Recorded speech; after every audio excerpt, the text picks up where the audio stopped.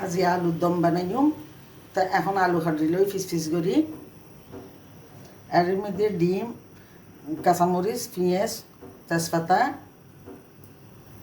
আর মশলার মধ্যে লই দিই ধনিয়া জিরের গুঁড়া, হলুদ, মরিচের গুঁড়া, একটা আদা রসুন বাটা, তেঁতুলের রস, একটা দিই পাঁচফোড়ন দিকে লাই। এখন মশলা কিন দিকে দিই পেঁয়াজ দেওয়ার পরে।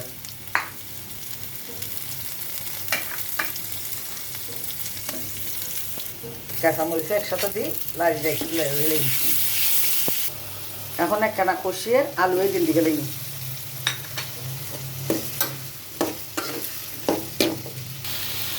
এখন ভালো করে কষি পানি দিয়ে গেলেই। এখন ডিম রেখে দিই, ডিমে কিন ভাঙিয়ে দিয়ে ফেলাই। তারপরে তেঁতুলের রস রেখে দিই। একটু নেকড়া করে তেঁতুলের রস দিয়ে দিই। এখন ধনিয়া পাতা দিই নামাই ফেলাই।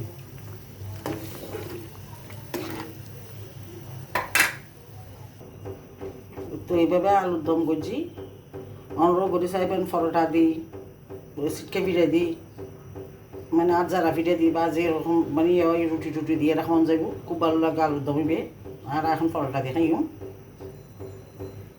তো আর ভিডিও ভালো লাগে আমরা লাইক, কমেন্ট, শেয়ার করবেন, সাবস্ক্রাইব করবেন।